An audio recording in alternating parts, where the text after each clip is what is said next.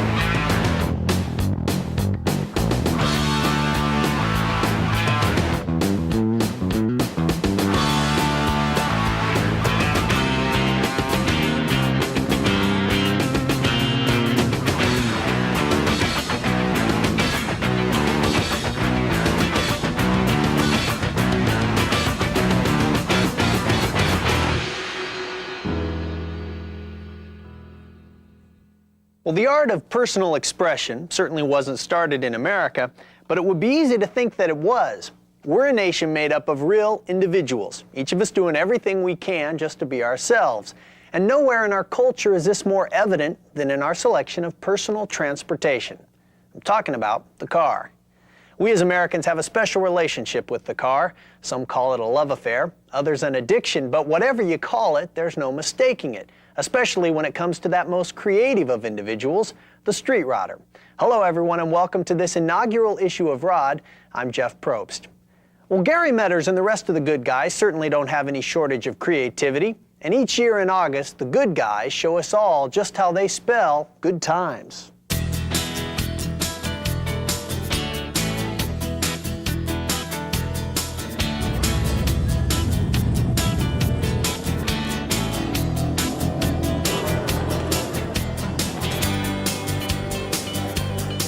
Look at almost any hot rodder's calendar and you'll find this event circled.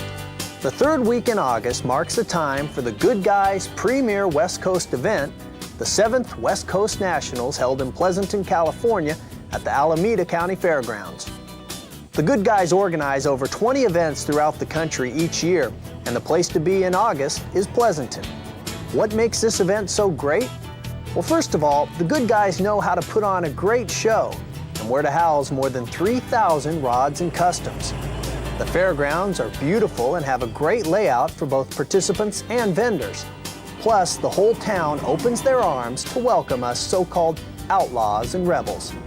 But let's not forget the best parts of a Good Guys event: seeing your old buddies, meeting new ones, eating, partying, and oh yeah, 3 days of non-stop hot rodding and cruising.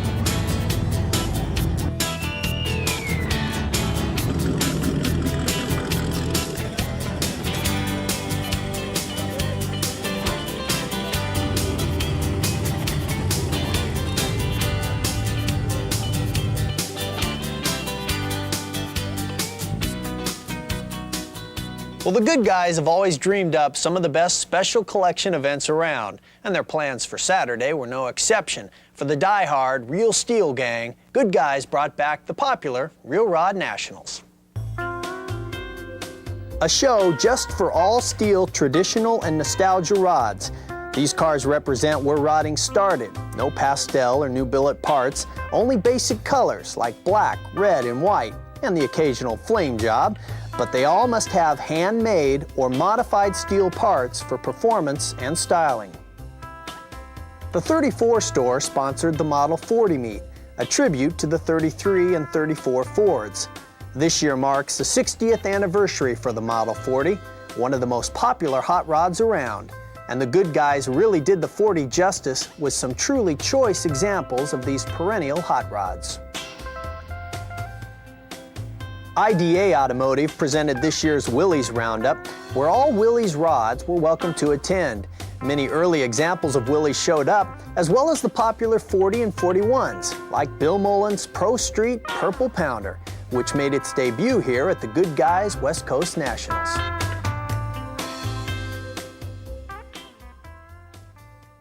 Now, Saturday wasn't the only day the good guys worked their special magic. You see, Sunday means bow ties to the good guys. That's right, one of the biggest Chevy-only gatherings in hot rodding history. Excellent examples of every kind of pre-53 Chevy you can think of. Rods, customs, classics, pro streets, you name it, they were all there at Slick Chevy Sunday. Now, that's not all the good guys had cooked up for Sunday. In fact, you might say they saved the best for last. You see, Sunday is awards day, and with the good guys, everyone's a winner. The good guys pride themselves on the fact that all their events are just for the fun of it. For most any rodder, the unexpected presentation of an award at a good guys event is the highlight of the weekend and not the goal. It's called the Real Rod Nationals winner. Ran the Oakland boarding tracks in 1948, folks. And guess who drove it? No. Stroker McGurk. Whoa. Hey, is this thing bitching or is it bitching?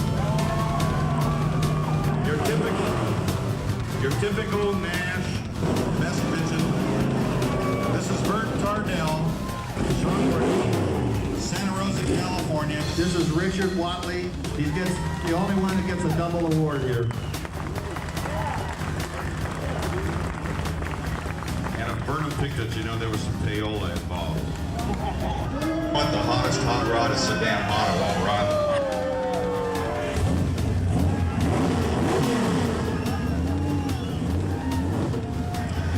Anyway, this is Guy Rushionay from Manteca, California.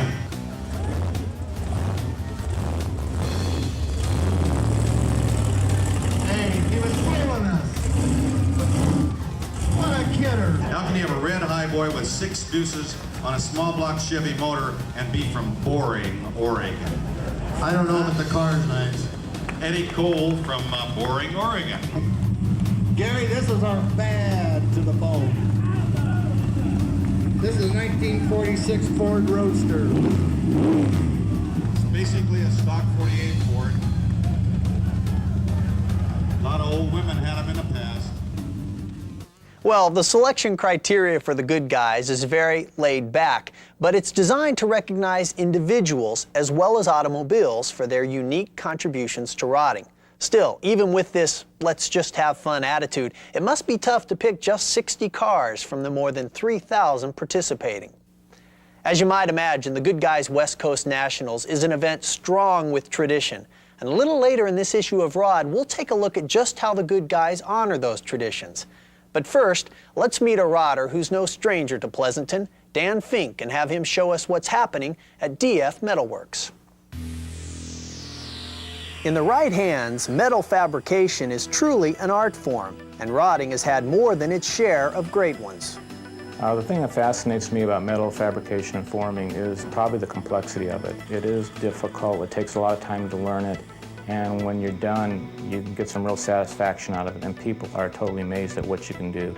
Also, there's a lot of different alloys you can work with. It's just not steel. There's aluminum, stainless, brass, and other various alloys. There's chromolyes, and everything has its own unique property and its own unique way of dealing with it. And you can do some really beautiful stuff. Our specialty here is metal forming of aluminum and steel, and our other product lines, which include our famous grill inserts and our hinge and latch kits. Let's go take a look in the shop right now.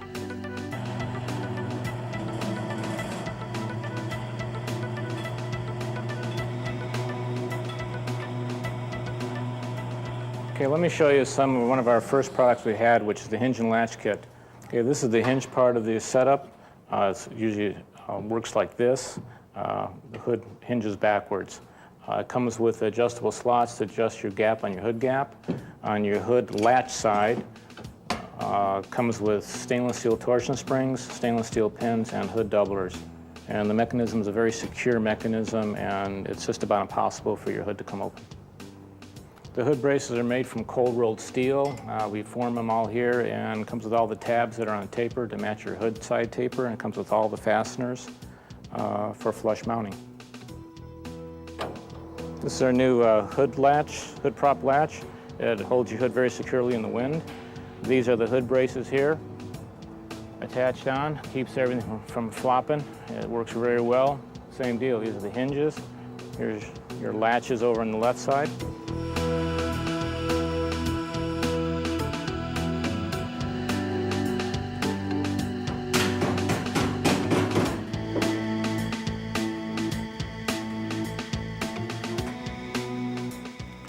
This is the Dan Fink Metalworks grill inserts, which you make and fabricate here. All the bars are hand straightened and hand formed. The reason for this is so every bar is put together in a very relaxed state. So when we remove the grill from the fixture, everything stays very true and aligned. This is our retractable license plate kit that we sell to a lot of cars. It's going to be put on the front and the back, or the back of the car. It comes with a vacuum tank, all the vacuum line, comes with all the bracketry, solenoid, license plate light, and everything. Let me show you one in action on the Speedwagon. This is a retractable license plate. As you start your car up, the unit gets vacuum and then retracts down. As you turn the car off, it'll retract back up.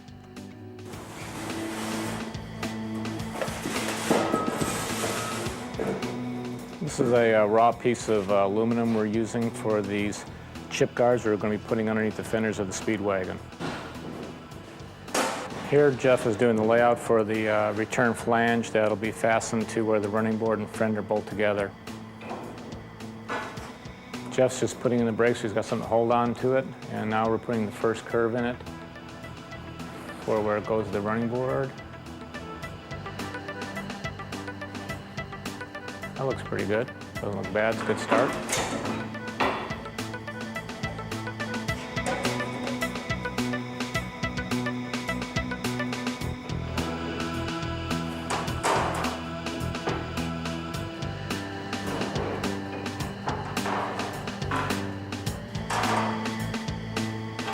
Now Jeff's putting the bend in it where it will attach to the running board at 90 degrees.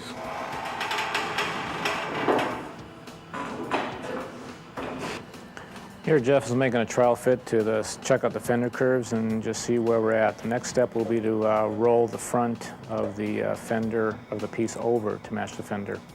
Jeff is establishing a center line so we have something to work off of. Okay. Here he's getting ready to put the top curve in it. Pretty simple.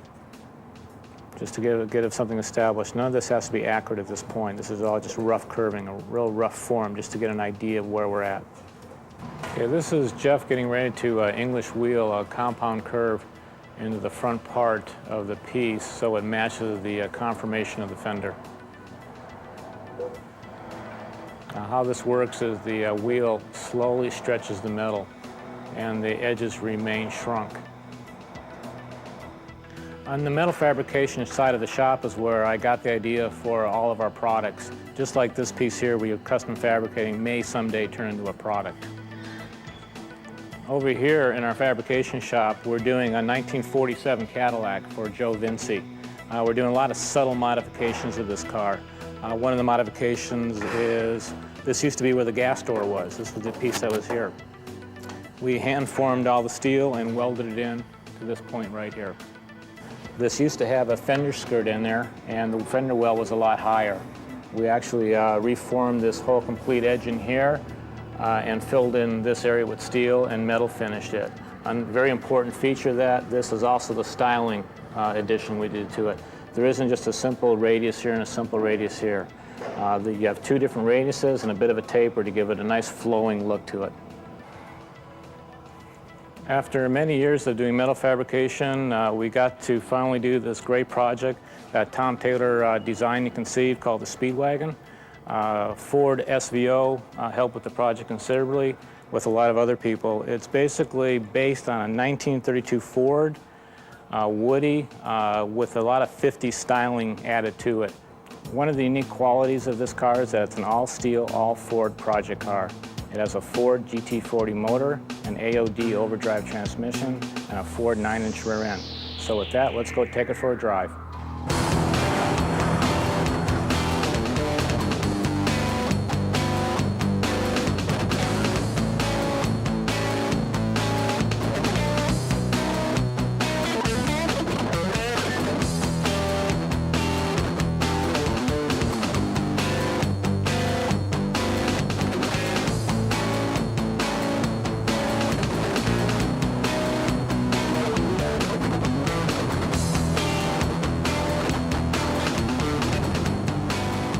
Dan and the boys really produce some beautiful stuff. That Speedwagon is incredible, And how about that retractable license plate frame? You definitely have to say there's no shortage of creativity around DF Metalworks. You know, being exposed to extreme doses of really creative expression at a very early age is bound to have some pretty major effects on you later in your adult life.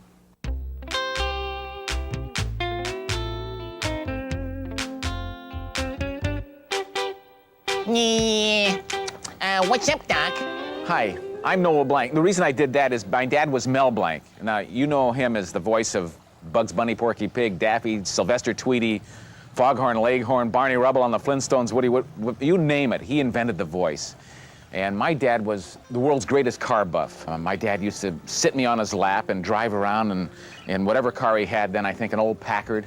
And he said, you know, this is living, this is driving. I love automobiles, and he'd show me the engine, and he'd show me the back seat, the front seat, underneath the car, and tell me where the differential was in the transmission. He was a car nut. So at a young age, I saw a lot of cars and knew every kind of car on the road. He could point when I was 4 years old and said, what's that? I'd say Pontiac. Or what's that? I'd say Oldsmobile. When I first got interested in hot rods was probably, in major hot rods, was about 10 years ago. I loved sports cars. I was a Ferrari collector. I still kept some of the Ferraris. And I love to drive Ferraris, except now when you drive them, I don't know, it's not as much fun as a hot rod. People look at you and kind of like, oh, what is he trying to prove? If you're in a hot rod, everybody's giving you the thumbs up, okay sign, everything pretty good. In a Ferrari, you don't get that. So I started noticing that when I drove one of my Mercs. I have a couple of 51 Mercs. And one's got flames all over it, and a fellow by the name of Dick Dean, who is world's greatest chopper, roof chopper, did the car. He did both cars, actually. And we put some wild flames on it. And driving this was a whole new experience.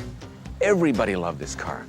I drive down the street, people would jump up and down and say, what is it? Oh, you always knew the nerds from the non-nerds, because the nerds say, is that a Hudson? You go, come on, it's not a Hudson, that's a Merc. The other guys would know, hey, Merc, and they'd shout the year. Hey, 51, 49, 50. They know exactly what Merc it was. It was kind of interesting because young people, I'd drive by a high school, and everybody'd be jumping up and down. They didn't even know what a 51 Merc was, but they'd see it and go crazy. About 5 years ago, I got interested in pre-50 cars or pre-48 cars, street rods. My favorite is one that I still have now, a 37 car, 37 Ford. And it's a club cabriolet, not just a straight cabriolet. So it's got that big hunchback like they developed in 1936. And it looks really mean. It's got meaty tires on it. It's raked a little bit, lowered pretty good.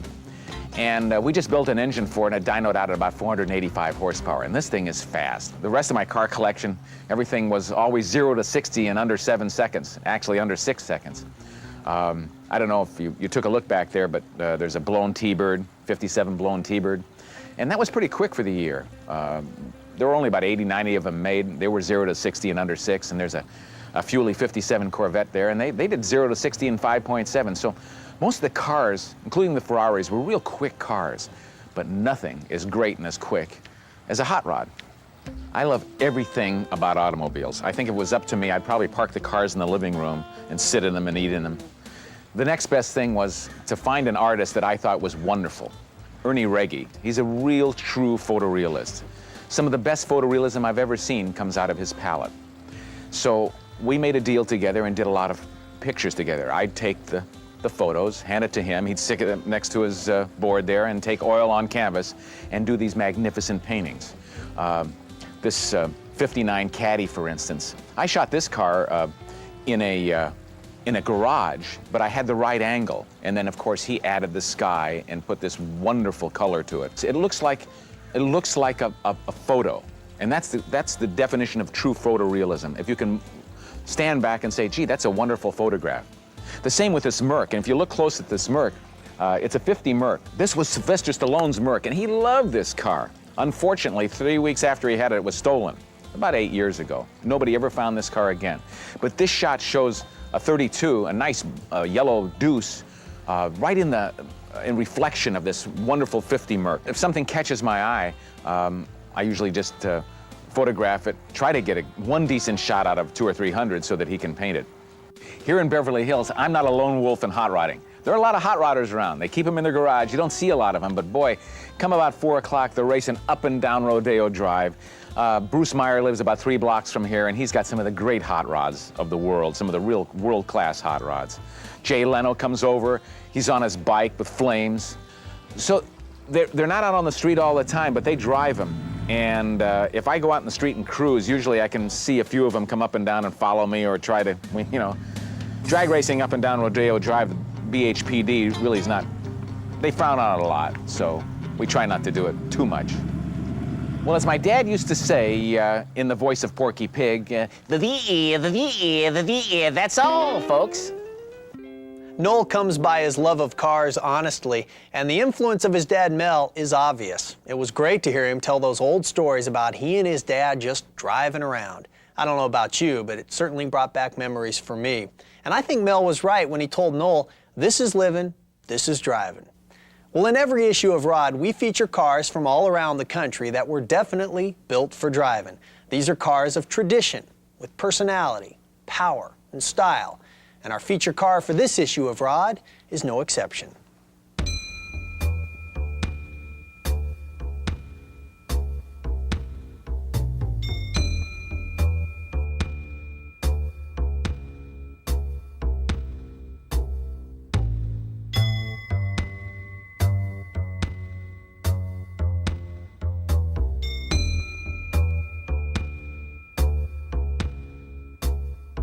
After the Second World War was over, this country was more than ready for a little flash and style.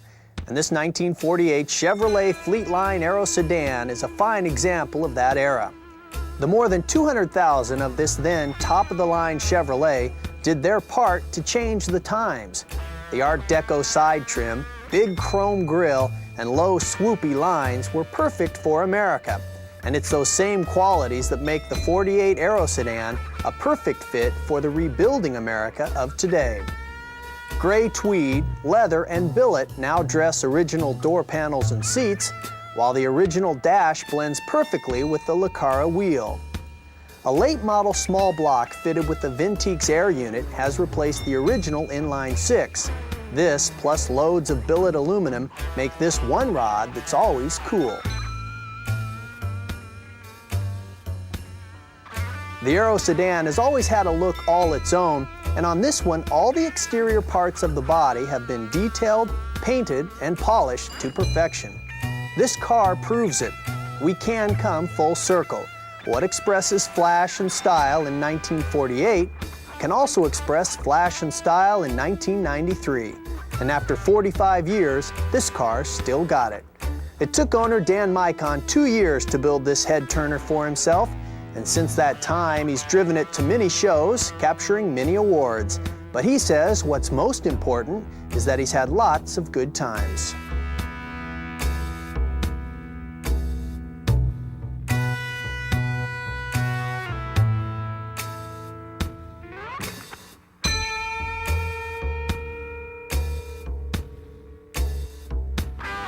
One common theme we've heard throughout this issue of Rod is that street rods are built to be driven.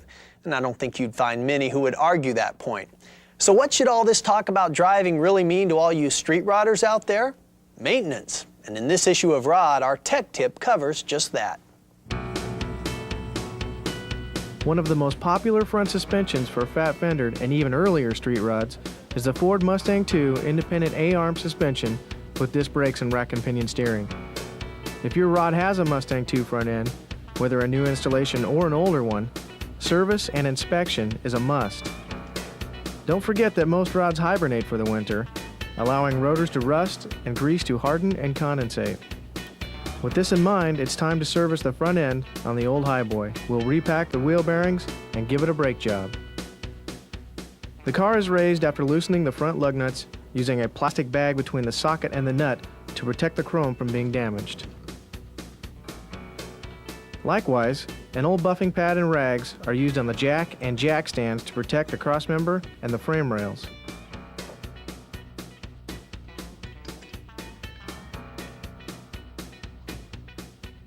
The wheel is then taken off, allowing the brake caliper anchor bolt and slider to be removed.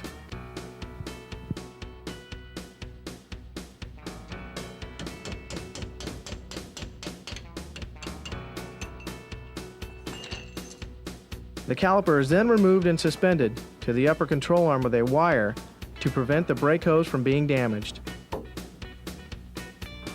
After removing the inboard brake pad, the dust cap, cotter pin, nut lock, and adjusting nut are removed from the hub. The outer bearing and flat washer are removed, and the adjusting nut is reinstalled. The outer bearing race is carefully slid over the nut, then the hub is rested onto the nut. A quick tug on the rotor, and the inner bearing and seal are easily removed.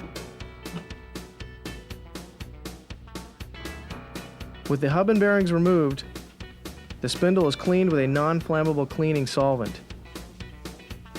If signs of metal shavings exist on the old grease, be on the lookout for damage somewhere inside the hub.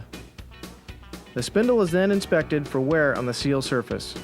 If excessive wear is evident, replace the spindle.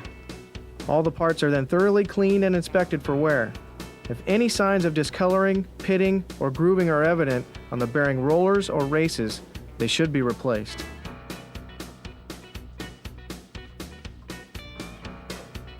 All parts are then dried with compressed air. Always hold the air gun perpendicular to the bearing. Never blow across the bearing, allowing it to spin, for this can damage unlubricated rollers. The clean bearings are then packed with a good high-pressure, high-temperature grease. There are many bearing packers available, but there is nothing wrong with doing it the old-fashioned way. Force grease into the bearing by simply rolling the bearing to the rear palm of your hand until grease squeezes out of the top of the cage around the entire bearing. After getting the rotor resurfaced and thoroughly cleaning it, the hub and the races are then greased, inner bearing placed in the hub, a new seal installed, and the lips of the seal are lubricated.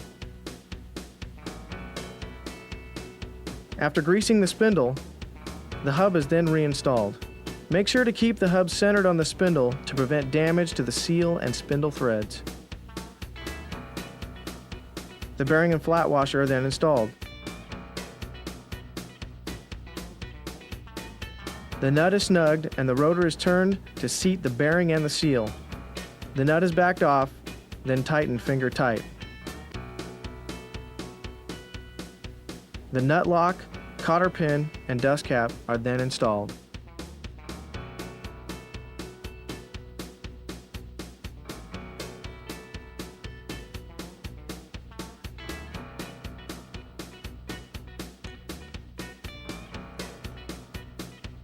The sliding surfaces on the caliper anchor plate are greased with a high-temperature non-clogging lubricant.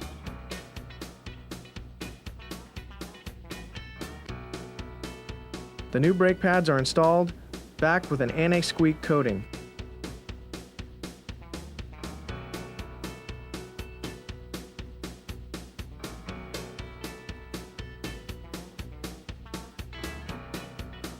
The brake caliper is then installed, followed by the slider and the anchor bolt.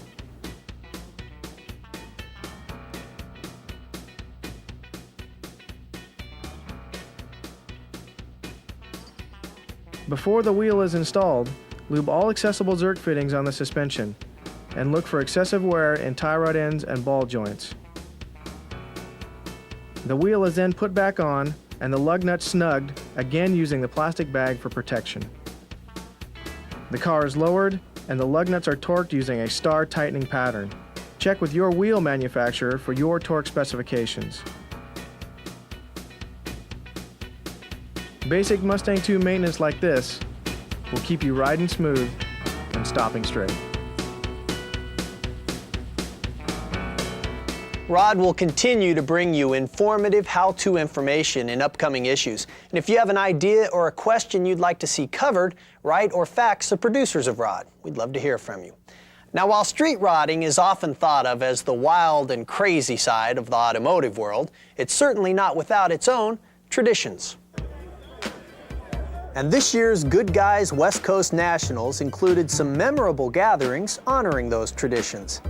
On Friday, the Danville Dukes paid tribute to the oldest and certainly one of the more famous West Coast hot rod clubs, the LA Roadsters.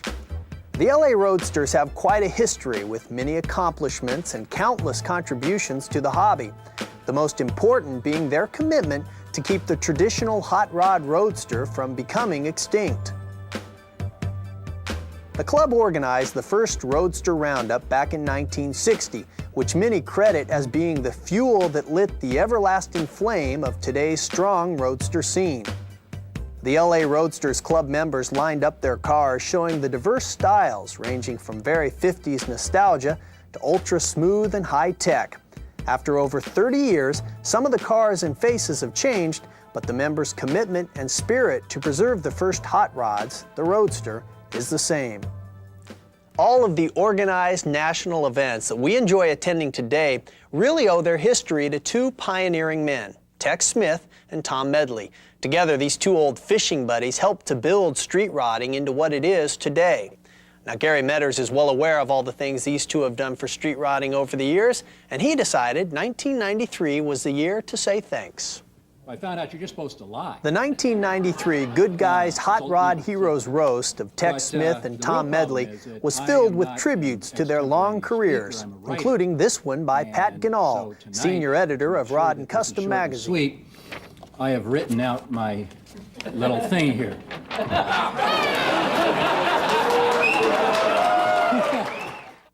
And awards, including this original Hot Rod magazine cover art of Tom and his cars from a 1970s issue. But the real fun came when Tex started talking about the great times they both have had over the years. So he put on the first Street Rod Nationals. Pete paid for it, he didn't know it. Kind of a rinky-dink idea, but I guess it's kind of turned out okay through the years. I want you all to understand something. The LA Roadsters think that if it rains on their cars, that the cars will melt. Yeah? Huh? Yes, sir. This is supposed to be your night, Tex. Huh? It's my night, and I'm taking advantage of this one. That one over there comes to Bonneville, and you know what? He wanted to get a pink driving suit. Huh? Is this true? That's wrong. No. Yeah, true. It actually was mauve. Mauve. Yeah. The bad thing is about roadster drivers, you know, is that all roadster drivers are brain dead. And it's true, isn't it? Huh? And the reason is because we got in one of those Rocky Mountain hailstorms up there, and it just about beat us to death, and we were all over the road. But my hero has always been much older than I, and I'm really, really happy that he's finally getting his due, and that's Tom.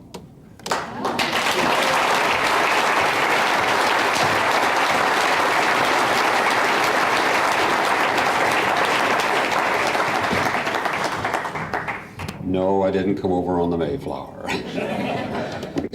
And Wally had told me he was going to come, so I said, well, now if you're going to start laying some heavy stuff on me, I got a few things that I can whip on you, and I think that's the reason you didn't come. So one day he came over and he said, what are you doing tonight? Well, I was married, and I said, why? And he says, well, Barbara invited me over for dinner, and I want you to go with me.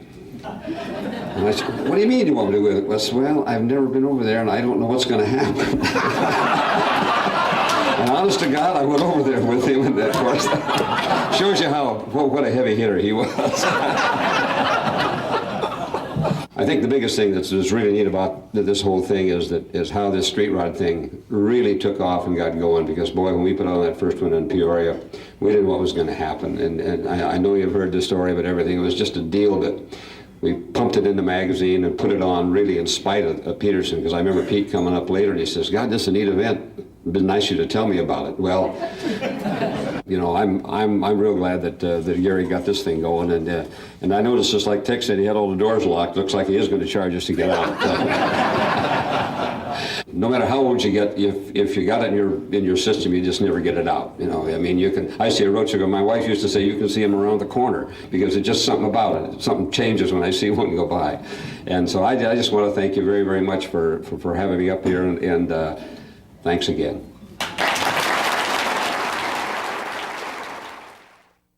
Covering the Good Guys 7th West Coast Nationals in Pleasanton was a lot of fun. We hope you enjoyed it.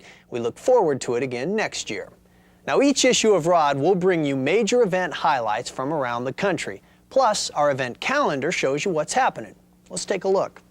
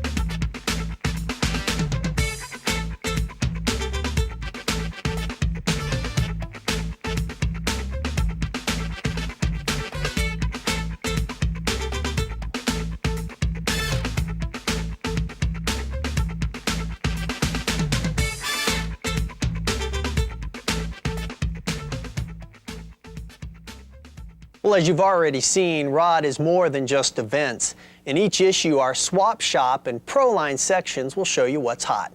But let's not jump too far ahead. It's time now to meet the original Stroker McGurk, Tom Medley. Hear a little bit about the good old days and find out what he thinks makes a real street rod.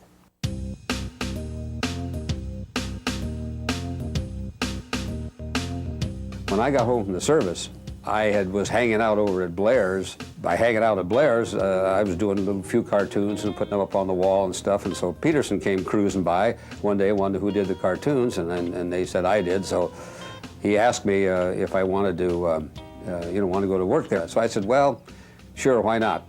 But I didn't go to work right away. I freelanced with him for about, I started with the second issue, but it was about in May or June before I went to work steady, and went to work for $42 a month, a week, and I figured, well, I'm going to be doing a job that I like, and it's my hobby, so let's take a run at it. And turned to be, I ended up, I was there, what, 38 years, something like that. Funny thing is all the time that you're working at the magazine and doing the cartoons and stuff, you always think it's you always reflect on it as just a local thing. You know, it's just the local troops. But gee whiz, over the years, you come to find out there's people from all over the doggone world. I mean, really, I got letters from guys that read Stroker McGurk.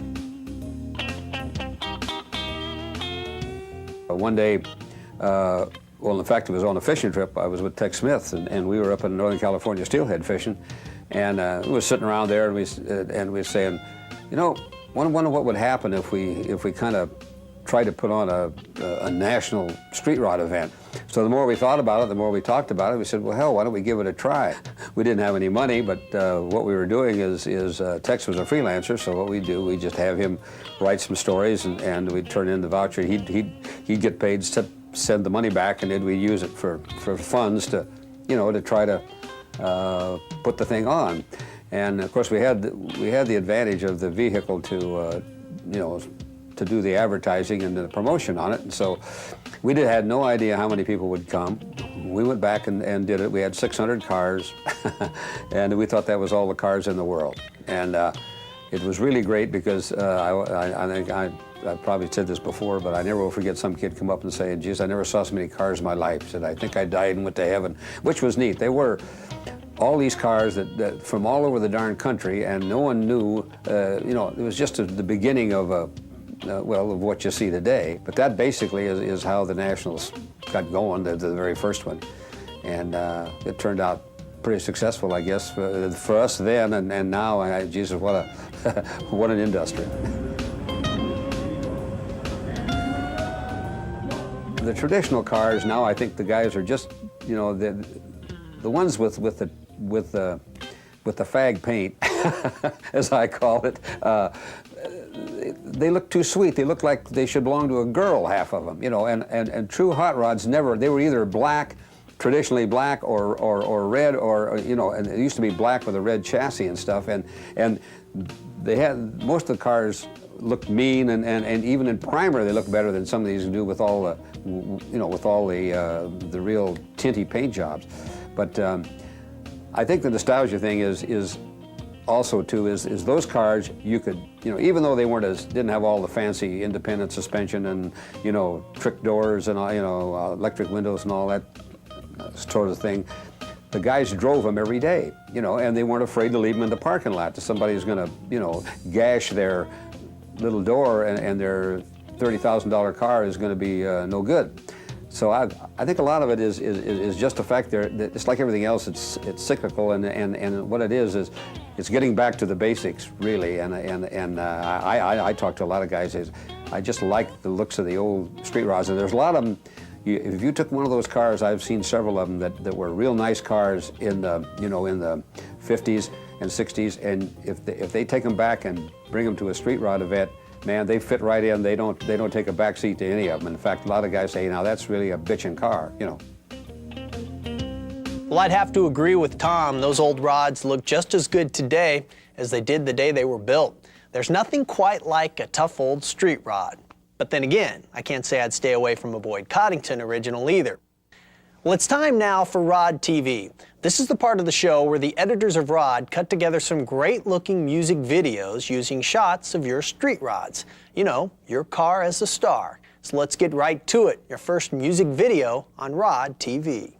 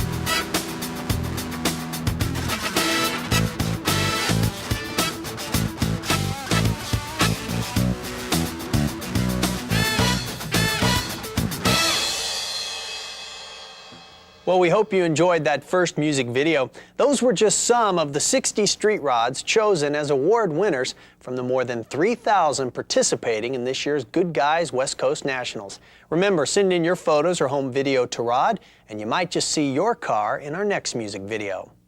Well, that brings us to the conclusion of your first issue of Rod, but not to the end of the story. Be sure and watch the remaining Pro Line and Swap Shop. Volume 2 for 93 will be here before you know it, with more profiles, how-tos, feature cars, and event coverage.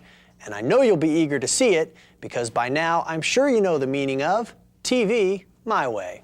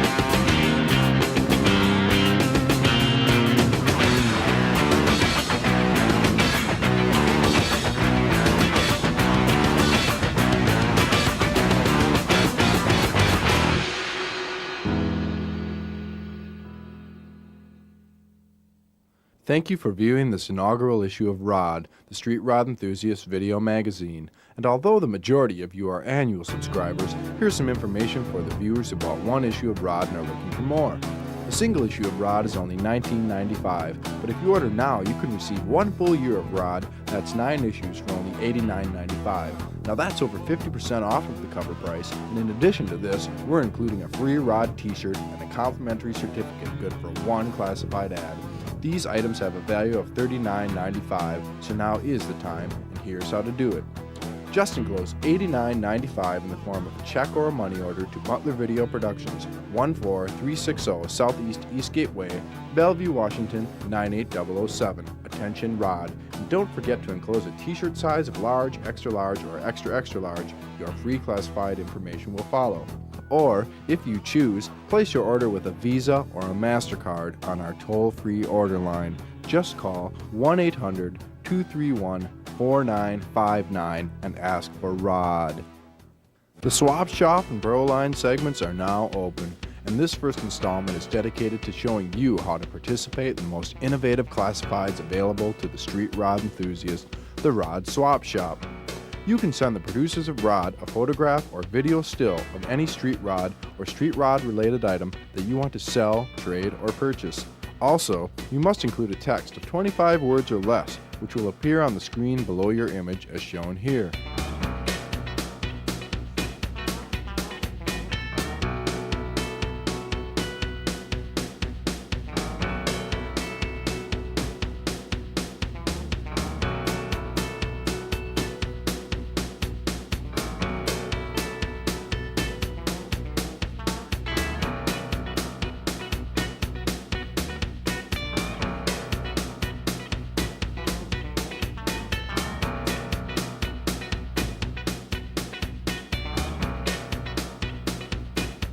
The cost of this truly unique classified is only $24.95 for a 3-issue run. And remember, if you happen to be one of our inaugural subscribers, your first ad is free. So get involved in what's sure to become one of the most popular trading posts in the industry, the Rod Swap Shop. Just send your information and payment to Butler Video Productions, 14360 Southeast East Gateway, Bellevue, Washington, 98007. Attention Rod Swap Shop, or call us on our toll-free order line at 1-800-231-4959.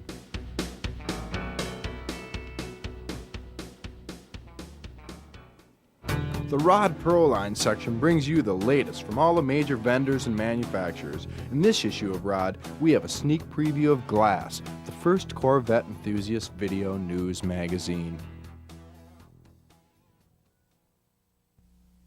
Are you bored with channel surfing? You had enough of hairy spiders, veggie chopping, and endless shopping networks. Well, before you start your first verse of 57 channels and there's nothing on, I think you'd better take a look at this.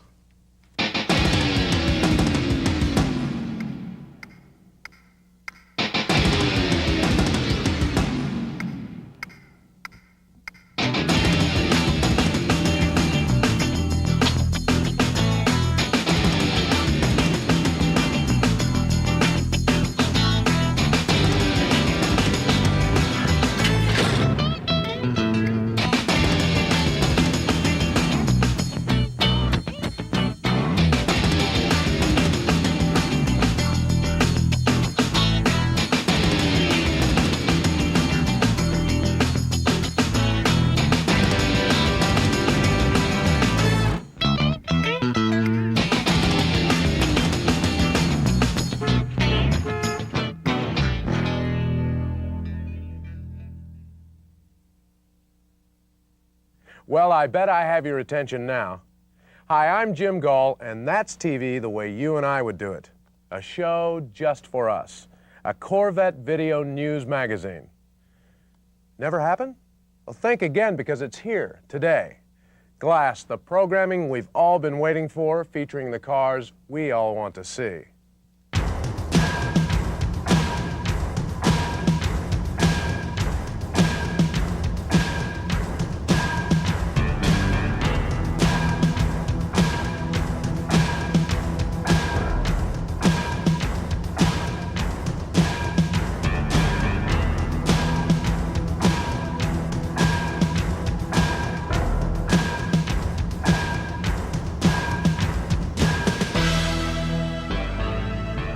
Ah, now that's a Corvette. A beautiful triple black 62 fuel roadster displayed like you've never seen it before. You'll see them all on glass. Every model, every year, in every kind of setting.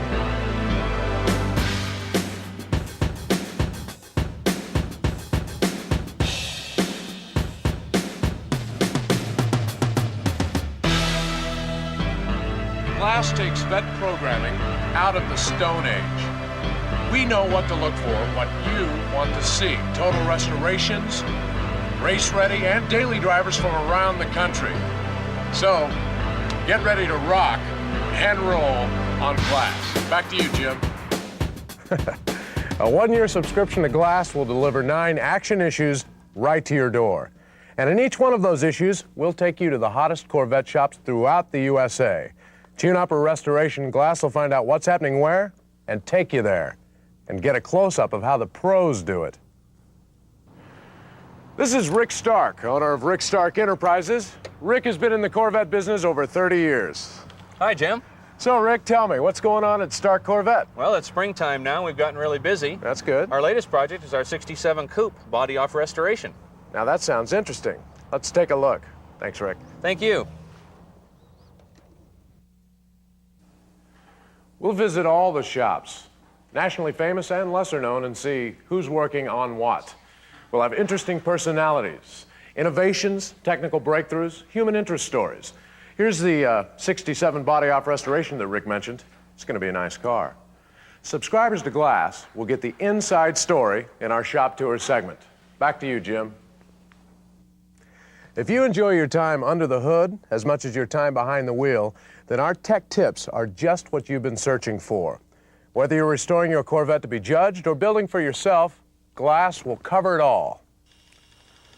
How-tos from mechanical to detailing and finishing.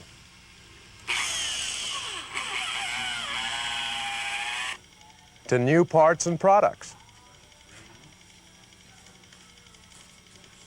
Innovations, shortcuts, things you can do. Detailed and basic information about mechanical, exterior, interior, and engine elements of your Corvette. Even some old-timers' secrets.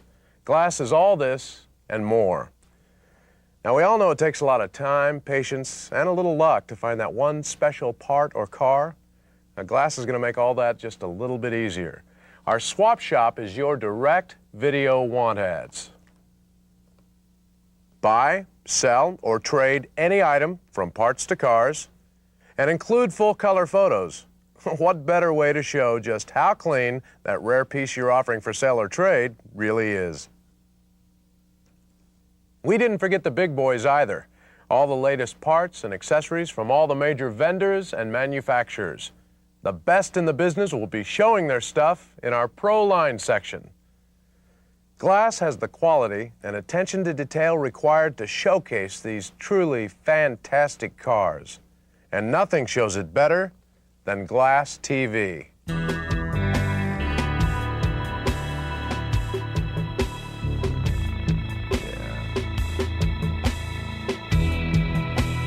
Moving original music, wrapped around freshly original themes, showcase America's first original sports car.